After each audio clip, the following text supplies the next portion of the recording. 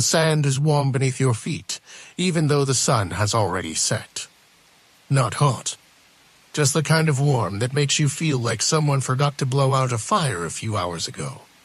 The sky is velvet and deep, holding the last bits of pink like it's reluctant to let the day go. Somewhere in the distance, a camel sighs. You're in the Sahara. The year is unclear somewhere between the 1300 seconds and the 1600 seconds, but we'll say it's a Thursday. It feels like one. You walk along a narrow path between low mud brick buildings, their walls smoothed by 1,000 hands in the occasional sandstorm. The town is quiet now. Sleepy.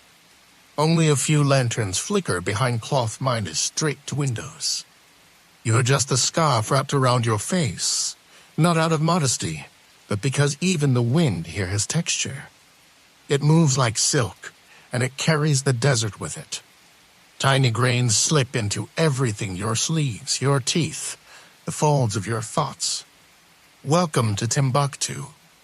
Or maybe Chenguetti. Or perhaps Stindo. The names don't matter just yet. You're here for its buried no. Not treasure, not gold. Though there was some of that. You're here for something quieter. More fragile. Books. Yes, books. Thousands of them. Fragile, hand-minus written manuscripts tucked inside wooden boxes. Buried in walls, wrapped in goatskin, hidden under prayer rugs and behind shutters. Pages inked with careful hands, preserved through fire, war, and sandstorms that forgot how to quit. Now, before we go deeper, a gentle reminder: if you're enjoying this sleepy walk into the golden past, consider liking this video, subscribing with the gentlest click, and leaving a comment with your location in the current time. It helps us know where in the world our quiet little journey is landing. Now let's ease into tonight's journey. You walk past a doorway etched with faded symbols, and your fingers brush the edges. The air here smells of dust, date palms, and distant ink. Abel runs past, barefoot, carrying a bundle wrapped in cloth. You don't ask what it is, but you know. This is not a place of loud history. There are no grand cathedrals, no marble columns, no Can-Un-Minus blasted battlements. But here, people copied Aristotle while Europe was still arguing about bathing. They preserved Greek philosophy in Arabic, added commentary, footnotes, and sometimes a little doodle in the margin because boredom is timeless. Major historical fact: at its height, Timbuktu housed more than 700,000 manuscript treatises on astronomy, mathematics, law, poetry, medicine, and theology, all handwritten, stored in private libraries passed from generation to generation. You pause in front of one such house. It looks like any other. Clay walls. A wooden door. But behind it, tucked between blankets and scrolls, could be a 14th century map of the stars. Or a letter from a sultan to a scholar. Or a poem about bread. They were very into bread. You take a seat on a low stone bench. Ayman sits beside you, gently thumbing through a weathered manuscript. You don't speak. He doesn't look up. The pages whisper as he turns them, the ink slightly raised, the Arabic script curling like vines on every line. A strange tidbit. Some of these manuscripts were buried under floorboards during times of invasion, not for fear of destruction, but theft. Knowledge was considered that valuable. Try imagining someone hiding a textbook under their bed today unless it owed them money. Historians still debate whether these libraries were purely private or part of a larger scholarly network that stretched across the desert by camelback. The truth, like sand, shifts with every wind. You lean back against the wall. The stars are coming out. You probably won't make it through this day. You're awake again, or maybe you never really slept. It's hard to tell in the desert, where night seeps into everything, and even the silence has layers. The sand glows faintly in the moonlight. like a field of quiet embers. You brush it from your sleeve and stand. The town is still, but you hear it beneath the hush of wind and stone, a scratching. Not a threat, just a quill against parchment. Someone is writing. Someone always is. You walk toward the sound. The house is small. The door creaks open with a reluctant sigh. Inside, a single oil lamp casts a soft halo across the room. The scholar looks up only briefly. His eyes are kind and very tired. You're welcome here. He nods toward a stack of manuscripts, motioning for you to sit. You do. He continues writing, dipping his quill into ink made from soot, gum arabic, and patience. The paper is local, handmade, flecked with bits of husk and bark. It smells faintly of earth. You inhale deeply, like someone smelling a future they don't fully understand. One manuscript lies open beside you. It's a collection of Islamic jurisprudence, copied 3 generations ago by someone with very precise penmanship and a surprisingly dramatic flourish on every page number. Today's historical fact in many Saharan cities, manuscript libraries were family heirlooms. Fathers passed them down like property or precious livestock. Some families even refused to sell them for gold, claiming the books were more valuable than cattle, even during drought. You flip through gently. The pages whisper again. One of them has a tiny drawing in the corner, a falcon, maybe, or a scribbled apology. It's hard to say. Outside, the wind picks up. A swirl of sand rolls past the doorway like it's running late for something important. You ask the scholar what he is working on. He replies softly, a commentary on the stars. They've been very quiet lately. You nod like you understand. Maybe you do. Obscure tidbit. Some Saharan scholars believe that manuscripts breathed, that they carried a soul of sorts, and that reading them aloud helped awaken their memory. So they didn't just read them. They recited them. To the walls. To the wind. Sometimes to no one at all. You look up. The room is lined with shelves made of beaten wood, each one bowed under the weight of words. Some are labeled. Others just sit there, wrapped in leather or cloth, waiting. The scholar stops writing. He looks at you again. Do you know the difference between a buried book and a forgotten one? He asks. You shake your head. One can still be found. He smiles faintly and returns to his page. Historians still debate how many libraries were hidden, how many survived, how many were burned or simply left behind when the sand rose too high. But they all agree something extraordinary was once here. The oil lamp flickers. You stay seated. You're not sure why. But you don't want to leave. Not just yet. Morning comes without ceremony. No bird song. No sudden light, just a pale silver sky slowly peeling back the stars. You step outside. The air is cool, dry, and faintly bitter, like it resents being disturbed. The sand has softened overnight, its sharp edges smoothed by the hush of wind. The alley where you sat last night now hums with quiet purpose. A woman sweeps the ground outside her, or even those, and will reclaim it in minutes. A boy walks past with a clay jug balanced on his head, as effortlessly as a moon or a memory. Life here never rushes. It has already seen too many things come and go. You follow the path toward the market. The stalls are modest woven mats, stacked baskets, a few old coins, bundles of dried herbs wrapped in newsprint so faded it could be a prayer. But the real treasures are in the folds of robes and under the benches tucked away manuscripts, passed hand to hand like sacred contraband. One of the vendors notices you.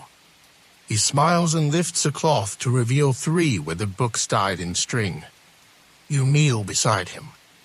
The top manuscript is cracked at the spine, its cover lined with handwritten notes. generations of marginalia in overlapping ink. Today's major historical fact: the trading cities of the Sahara, Timbuktu, Gao, Alata, Chinguidt were not just commercial hubs for gold and salt, but intellectual crossroads. Caravans carried not just spices and cloth, but also knowledge books written in Arabic, Hebrew, Greek, and local dialects, copied and copied by traveling scholars. You open the book. The first line reads like a soft warning: "He who knows the stars need not fear the dark." You close it again. You understand more than you want to admit. The vendor shrugs when you ask where the book came from. "It was waiting," he says.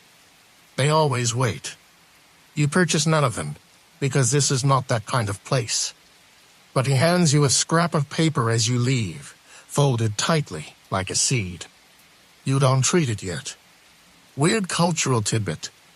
In certain Saharan traditions, scholars used to wrap their most sacred texts in 7 layers cloth, leather, wood, reed matting, goat skin, and to more for good measure. The idea was simple: if you truly needed the knowledge, you'd be patient enough to unwrap it. No rush. No shortcuts. You walk the long way back, past crumbling walls etched with forgotten script. One doorway is painted with an astrological diagram, though the symbols are blurred with age. You think of the man last night. The stars have been very quiet. You round the corner and find a familiar bench. The same one as before. Use it. And now you unfold the paper. It says only this: "Follow the breeze where it burns." Historians still debate whether this was a poetic reference to the east wind or a coded instruction for travelers tracing trade routes long erased by time. You look up. The breeze has picked up. And yes, it does burn a little. You walk into the wind. It's not strong. Not yet. Just enough to make your robe flutter and your eyelids tighten. The scent of the desert changes with the breeze. Less of dust now. More of heat, even though the sun still hasn't made up its mind. You follow the narrow path that leads away from the town, past low hills and camel prints, past stones arranged in half-minus remembered patterns. You're not sure what you're following, but you keep going. Before long, you see it. Not a ruin. Not quite. Just a mound. Rounded, half-minus, swallowed by sand. But something about it says door. Or maybe memory. You approach, brushing your hand along its side. The clay is sun-baked, cracked, and flecked with tiny flecks of color turquoise, reed, something like gold leaf. Someone once scared about this place. You clear away a layer of sand and find the outline of a wooden beam. You knock once. Because of course you do. The sound is hollow. So you push. It gives. Inside, it is cool and dark. The air smells of spice and ink. You step carefully, your feet finding stone beneath the shifting sand. This isn't a ruin. Not yet. It's a chamber. Small. Carved by hands long gone. Lined with manuscripts. Dozens, maybe hundreds. Stacked in niches. Tied in bundles. Some wrapped in cloth, some bare, some tilted just so, like they were placed by someone who couldn't quite bring themselves to leave. You run your fingers along the edge of one. The leather is soft and brittle. You open it to find poetry. Not grand epics. Simple verses. About rain, and bread, and silence. Today's historical facts scholars believe that for every famous manuscript in a major library, there were dozens more tucked away in private homes, hidden caches like this one never catalogued, never translated, passed down in whispers, and sometimes buried on purpose to protect them from raiders, reformers, or the elements. You sit on a low stone shelf. You read. Just one line: "The wind carries what we forget." Obscure tidbit in the desert. Some believed that knowledge had to rest. that too much reading without pause would offend the spirits of the sand. So readers were taught to read slowly, to breathe between pages, to close the book before dusk and let it sleep. You close the book gently. Let it sleep. The wind whistles through a crack in the doorway. You glance over your shoulder. It's not a warning. It's an invitation. You step back into the sun. The wind is stronger now, but warmer too, like it recognizes you. And there, on the horizon, another mound. You walk toward it. You don't know it's waiting, but you know it's something worth finding. The second mound is smaller, more weathered. The kind of shape the desert makes by accident or keeps secret on purpose. You pause in front of it, the wind swirling patterns at your feet like it's trying to draw your attention away. The sun has fully risen now. It doesn't scream, it glows. Like it's been awake for hours and is politely asking you to catch up. You crouch at the base of the mound. Brush away the sand with your hand, one slow sweep at a time. It resists, then relents, like a cat deciding it might allow affection after all. Eventually you find a door. Not wood this time, stone. A slab, really, with symbols carved into it. Familiar, but not readable. Not exactly. They feel more like feelings than words. You press your palm to the stone. It's warm. Then, with the softest shudder, it shifts. You step inside. This chamber is different. Not darker, not older, just deeper. As if the books here have been thinking longer. On the floor lies an open manuscript. As if someone had just set it down and stepped out for tea 2 centuries ago. Today's major historical fact in many Saharan towns, libraries were organized not by subject or author, but by the journey of the manuscript itself. Where it came from, whose hands it passed through. The path of the book was as important as the words within it. You kneel to examine the open manuscript. It's a travelogue of a man who walked from Egypt to Mali, stopping in markets, mosques, and homes. His notes are informal, curious. One page is just a list of spices. Another is a recipe for lentil stew. You smile, because this isn't just history. It's Someone's Tuesday. Obscure cultural tidbits some Saharan scholars intentionally left gaps in their books' blank spaces, half-minus finished thoughts so the reader would be forced to think, or even continue the work themselves. They called it leaving a question for the sand. You turn a few more pages. There's a poem. A book is a body. Its pages are breath. Ink is the blood that forgets how to rest. You close it softly. The chamber sighs. Scholars still debate whether this chamber was a scriptorium, a private study, or simply a storeroom made sacred by accident. The desert, as always, refuses to clarify. You stand. You look around. There are more books here than hands to hold them. And you feel faintly the burden of that. But also the beauty. You step back into the light. The sun has shifted. The shadows have moved. And so you walk on. You follow the path of the wind. Or at least, what looks like a path. A faint indentation in the dunes. A thread of flattened sand where footsteps used to be. Human. Camel? Book-minus-laden donkey? Hard to say. You walk for what feels like an hour. Or a dream. Time in the desert is less a measurement, more a suggestion. Eventually, you find the well. It's not deep anymore, just a stone ring filled with shadows and the ghosts of old water. Beside it, under a crooked acacia tree, sits another traveler. Or so you think. Until you step closer and realize he is not quite there.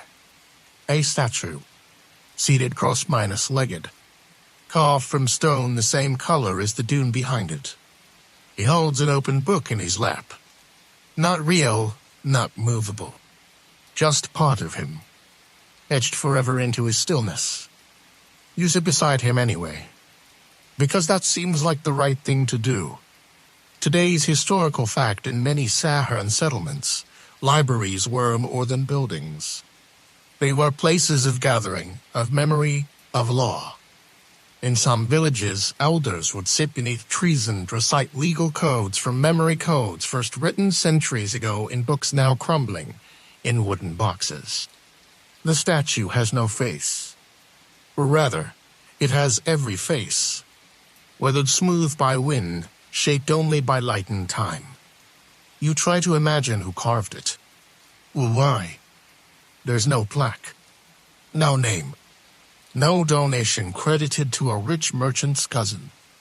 Just stone, and sand, and silence. You rest your hand on the statue's knee. It's warm. You feel a bit less alone. Weird little fact. There are records of desert scribes writing entire books from memory after losing the originals to fire or theft. They claim the books remembered themselves as long as someone stayed still long enough to listen. You stay still. For a while. The wind blows. But not at you. At the statue. As if it's whispering something back. You rise slowly. Leave a pebble at his feet. That's the custom here. Not flowers. Not coins. Just a stone, saying I was here. You are remembered. You continue your walk. Not toward another mound, but toward the edge of something. You don't know what. Yet. But the breeze is warmer now. And your shadow is longer. Which means something is coming. You just don't need to rush toward it. Not yet. Let the wind find you first. The path begins to rise, not dramatically, just enough to make your calves quietly complain. The sand grows coarser, here less like powder, more like crushed pottery. Tiny stones flicker underfoot, and you catch glimpses of blue, green, even gold among them. Not treasure, just memories in mineral form. You crest a low hill and see it a ruin. Not a grand ruin. Nothing Hollywood would call a temple. Just a sunken rectangle of stones, a few walls leaning like tired elders, and in the middle an archway that opens onto nothing but sky. And silence. You step into the ruin carefully. The ground here has shifted. Time doesn't fall evenly in the desert. Sometimes it piles up in corners like old linens. Sometimes it just vanishes. At the far end of the site, you find a half-minus buried trunk. Wood bound with faded brass. A broken hinge. You kneel. Today's historical fact: in some regions of the Sahel, traveling scholars would transport manuscripts in wooden chests slung across donkeys or camels. These mobile libraries, called libraries on legs, were passed between cities, teachers, and students sometimes for generations. You open the chest. It groans. Just a little. Like a book stretching after a long nap. Inside 6 manuscripts, wrapped in worn fabric. Some with labels. Most without. One of them is bound with twine, and a small bead is tied into the knot. Blue glass. You touch it. It's warm. You unwrap the first book. It's not even a book, really. Just pages. Loose. Shifting. Each one written in a different hand. As if it had been assembled piece by piece, across years, across voices. You flip gently through them. A letter from a father to his daughter explaining how to boil ink.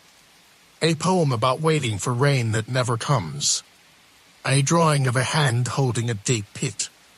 Obscure tidbits. Some manuscript collections were intentionally disordered, so readers would find something they weren't looking for.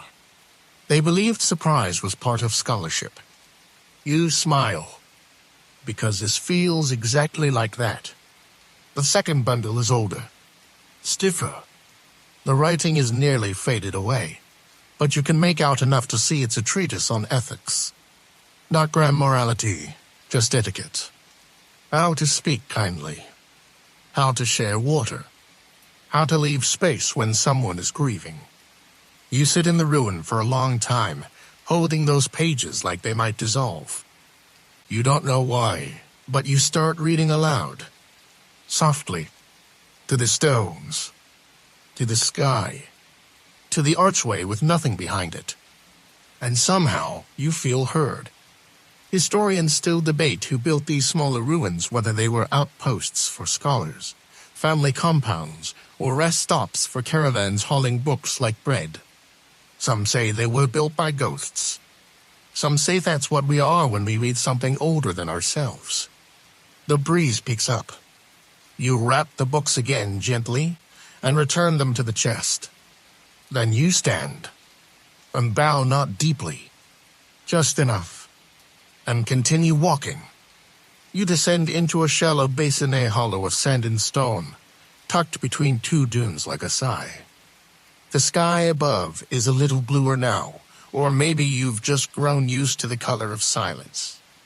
You find shade under a fig tree. How a fig tree is here, you're not sure. But it stands confidently, as if it's always been allowed. There's someone else here, too. An old woman, sitting cross-legged, weaving a basket with long reeds. She doesn't look up when you arrive. She doesn't need to.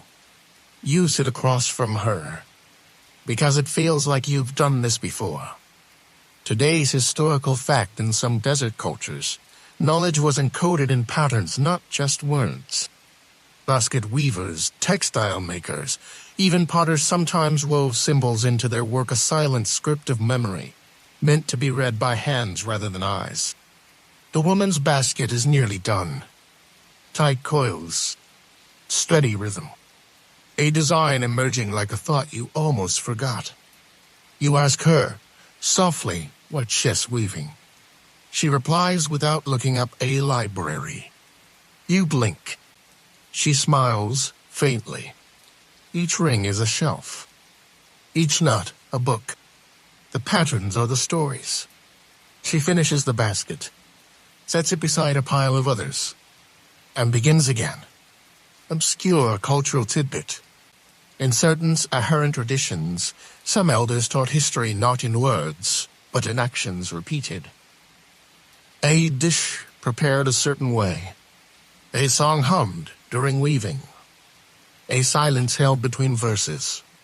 The idea was memory isn't just what you say. It's what you do again, and again, and again. You pick up one of the finished baskets. Run your fingers along its ridges. Yes, you can feel the shelves, the quiet books, the waiting. The woman speaks again, her voice like soft gravel the sand forgets nothing. It only hides it until someone walks softly enough to hear. You place the basket down gently, and thank her. She nods, keeps weaving. You rise and continue on, carrying no books, but a little more knowledge, carved into your hands. The landscape shifts again, not dramatically, just enough that you notice it. The sand grows paler, the wind quieter. The dunes smooth out like a stretched canvas, and in the distance, you spot a low ridge of black stone rising like the spine of something long asleep. You head toward it, slowly, step by step. The wind no longer guides you, it watches. Patient, respectful. At the ridge, you find a narrow crack. Not large enough to call a cave, but deep enough to offer shade, and deep enough to keep secrets. You duck inside. It takes a moment for your eyes to adjust. And then you see them. Shelves, carved directly into the stone. Crude, uneven, but purposeful.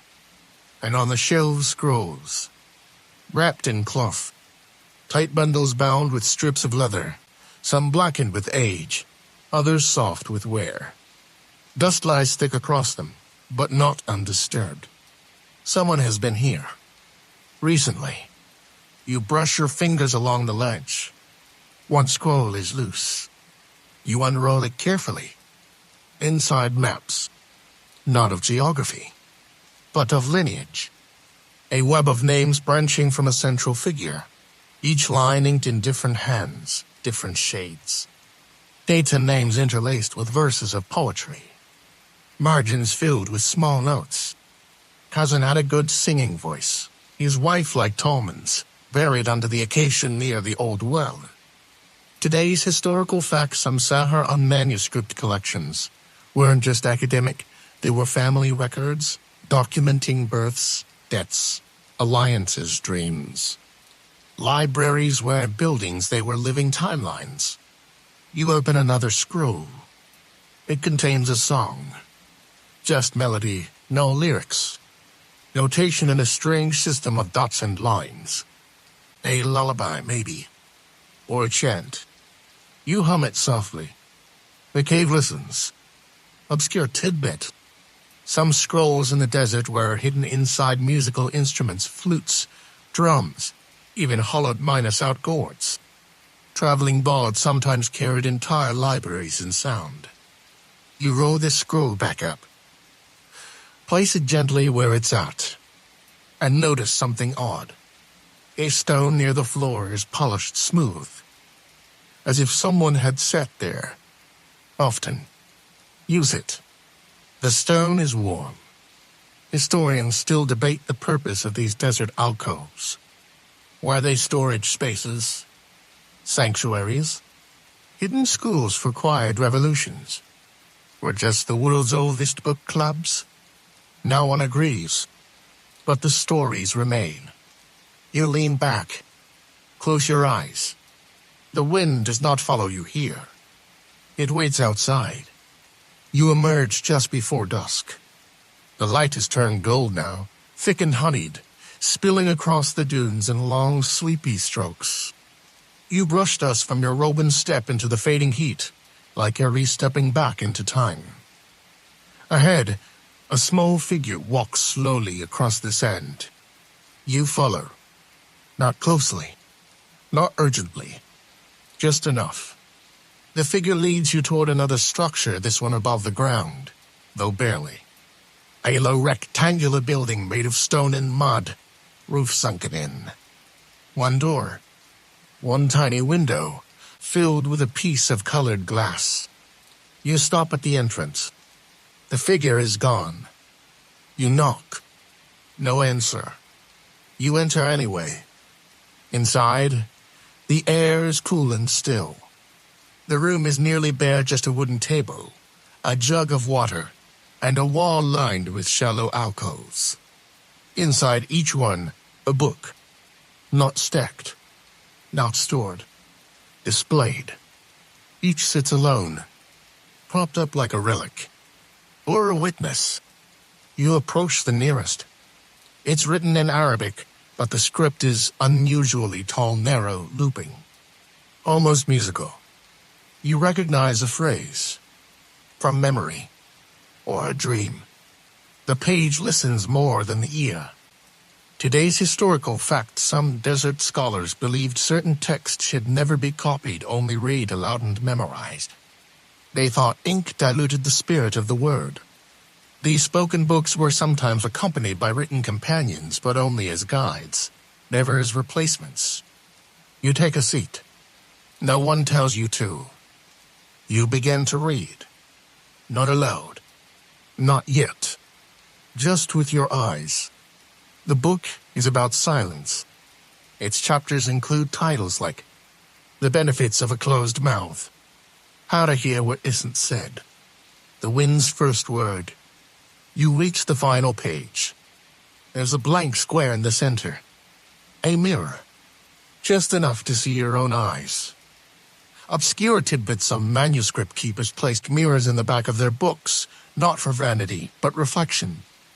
A reminder what you read changes who you are. You close the book, carefully, and bow your head, just for a moment. Outside, the last of the sun slips behind the dunes. You stand.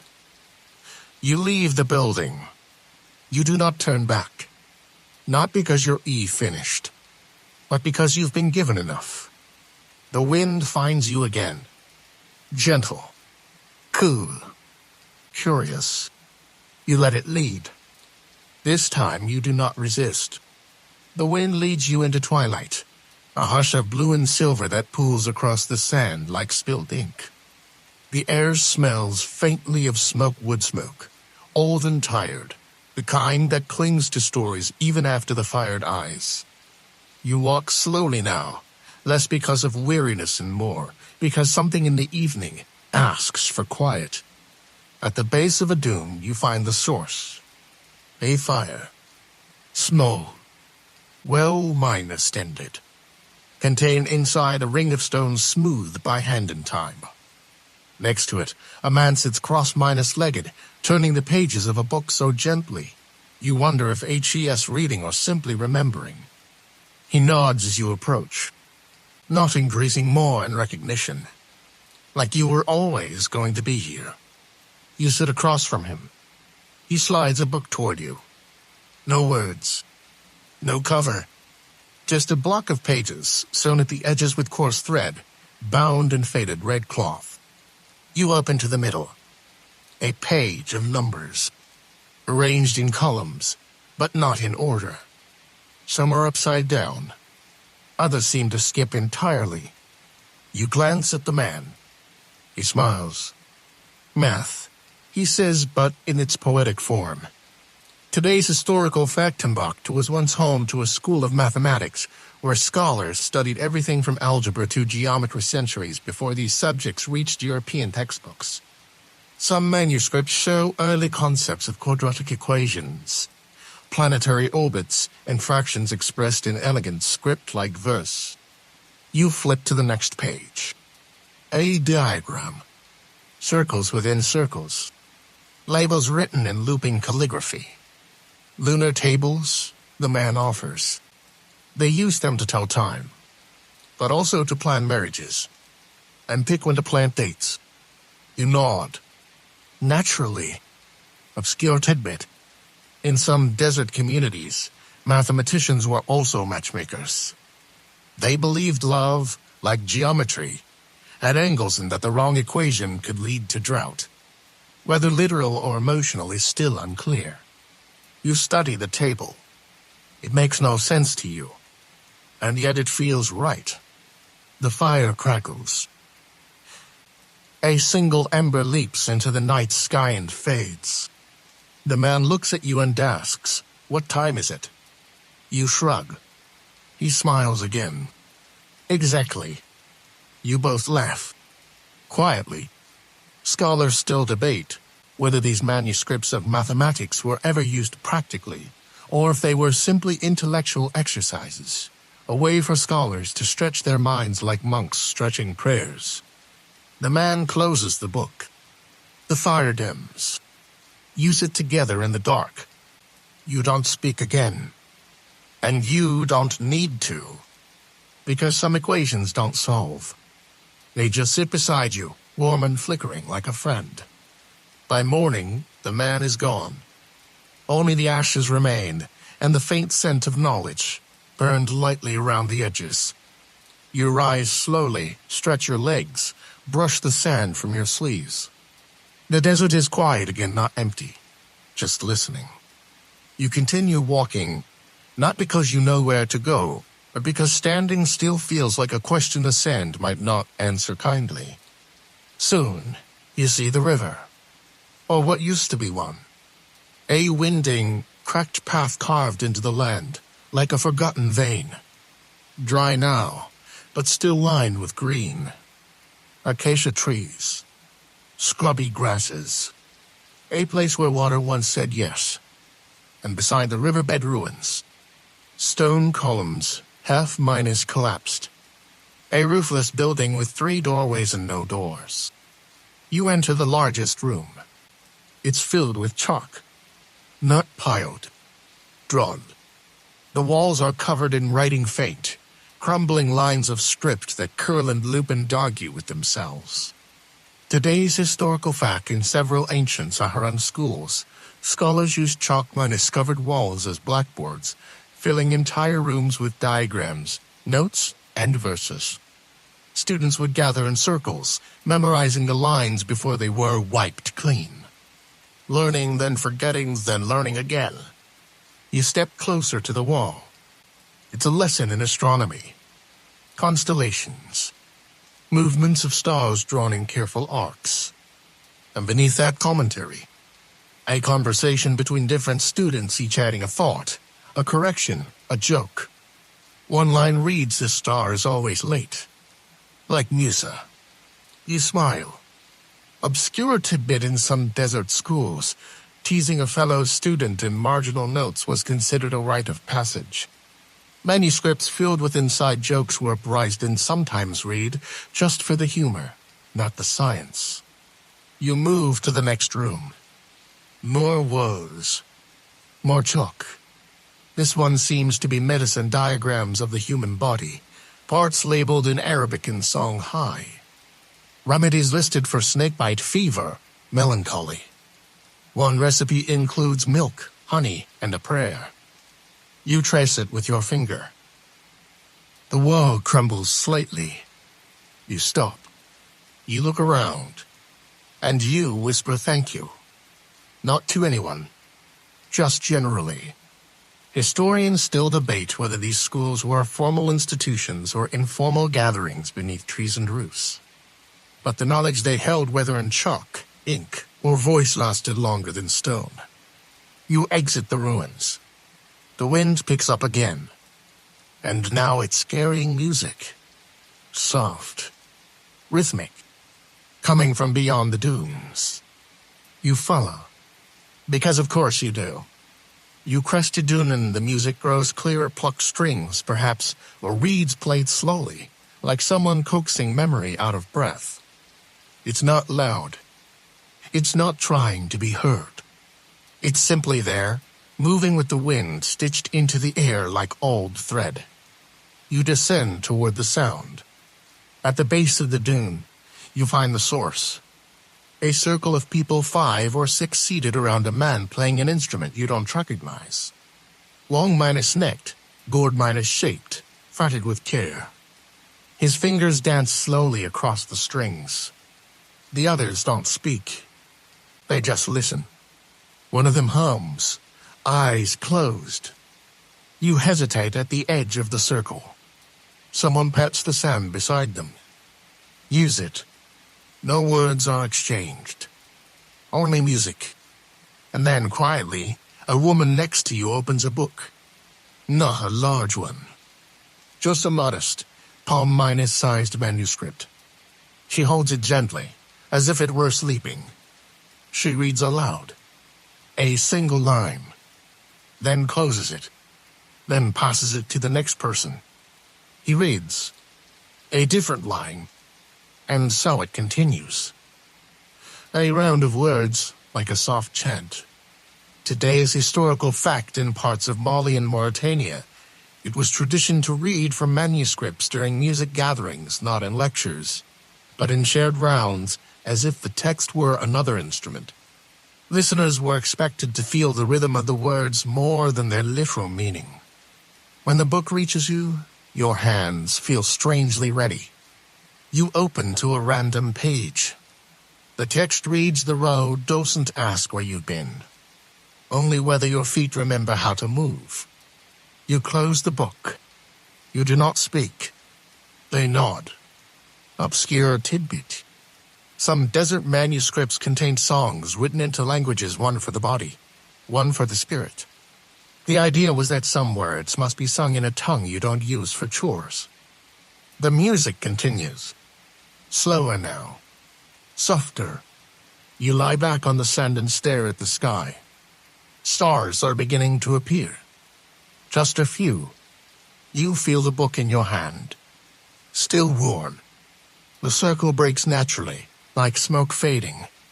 People rise and drift into the dark. You stay a little longer. The musician packs his instrument. He does not look at you, but he says, "You're not carrying a book, but you're carrying something." Then he vanishes into the dunes. You rise. The wind feels gentler now, almost familiar. The next morning arrives like a whisper across your skin. The dunes look different in this light, less dramatic, more thoughtful. The sand has calmed. You walk without plan, without hurry. You let the silence guide you like a string tied gently around your wrist. Eventually, you find it. Aid Orway. Half buried. Ornate. Carved with calligraphy too faded to read, but curved like poetry that never learned how to end. You dig. Not hard. The sand seems to help. And then the door opens. Not into a house, but a courtyard. Sunlit. Empty. Silent as breath. And in the center books. Dozens. Maybe more. Resting on low wooden shelves, shaded by old woven mats. Some are covered in waxed cloth. Others bear their pages flared slightly like petals of a drying flower. You take one. It smells of mint and heat. You open it. Recipes. Hundreds of them. Not just food remedies. Perfumes. Dyes. Incense. All written in careful script, with notes in the margins good on windy days. Smells like weddings, useless salt. Today's historical fact: many libraries of the Sahara weren't just scholarly, they were practical. Manuscripts covered botany, agriculture, weather, even cosmetics. Knowledge was never just abstract. It was lived, tasted, applied. You flip to a recipe for ink. It calls for soot, gum arabic, water, and the feather of a bird that has seen the moon. You close the book smiling. Obscure cultural tidbit? Some manuscript keepers believed that paper would hold ink longer if you sang while writing. Not any song, just one passed down from the scribe before you. If you forgot the tune, the words would fade faster. You hum now, without meaning to. Just a little. The courtyard hums back. You sit beneath the matting. The shadows move slowly across the ground. You read another recipe. For rose oil. And suddenly the air smells different. Or maybe you've remembered something your nose forgot it knew. You don't take any books, but you leave something behind. Your name traced in the sand. The wind doesn't erase it. Not yet. It moves around it, as if to say, you are here, and now the books remember you too. The final path is not marked. It doesn't begin with a sign or a stone or a telling gust of wind. It simply becomes visible when you're quiet enough, when your feet stop asking for direction and start listening for it instead. You walk, past an empty well with water still echoing at its bottom, past a tree with scarves tied to its branches green, gold, blue fluttering like soft minus spoken prayers, past a boulder etched with the shape of a key, though there is no door nearby. And eventually you arrive, at the edge of the desert, where the dunes roll back and the earth hardens. Cracked salt, scattered brush, and at the center of this silence a structure, neither tent nor temple, built into the ground. Stone steps descend into shadow. You pause, and then you enter. Cool air greets you, like an old friend who never expected to see you again. The walls are lined with carved patterns, some geometric, some fluid, some resembling descriptive languages that stopped being spoken centuries ago. At the far end shows, carved into stone, stacked with manuscripts wrapped in hidden bark and cloth stitched with copper thread. Some glow faintly with reflected light from the slit of sky above. This, you understand, is not a place of display. It's a place of keeping. You reach for one bundle. Unwrap it slowly. Inside a book with no words. Only blank pages. You run your fingers along them, and realize this book is meant for you. Today's final historical fact in several desert traditions, the last page of a library's final book, was left blank intentionally so that the next traveler, the next scholar, the next wandering heart could leave something behind. A mark, a verse, a name, obscure tidbit. The ink for these final pages was often made from crushed date pits and teas, simple, perishable, honest. Like memory, you take the pen left nearby. You do not hesitate. You write one line. I walked with the wind, and it remembered. You return the book to its shelf. You leave the library.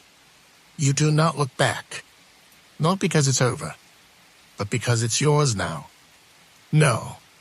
Let the sun lower behind the dunes. Let the breeze settle across your shoulders like a shawl woven from patience. You've walked far tonight through softs and unquiet shadows, through crumbled walls and living shelves, through firelight and music and breath. You've run your fingers across the pages of lost time. You've listened to stars whisper across chalk walls. You've stood in places that weren't ever on maps, but lived inside names and silence and dust. And now you are here, no longer searching, only resting. The wind that once nudged your steps has grown still now. It no longer pushes or calls. It just hums, low and kind, like an old lullaby drifting through an open window. The books are quiet, but not asleep. The sand no longer shifts beneath you. It holds you.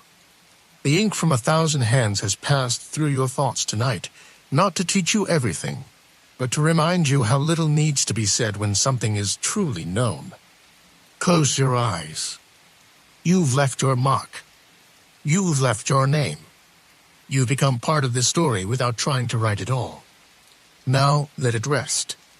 Let your breath slow. Let your hands fall still. There is no more to seek. Only this moment. Only this calm. Only the page that turns without sound. Sleep now. You've walked far.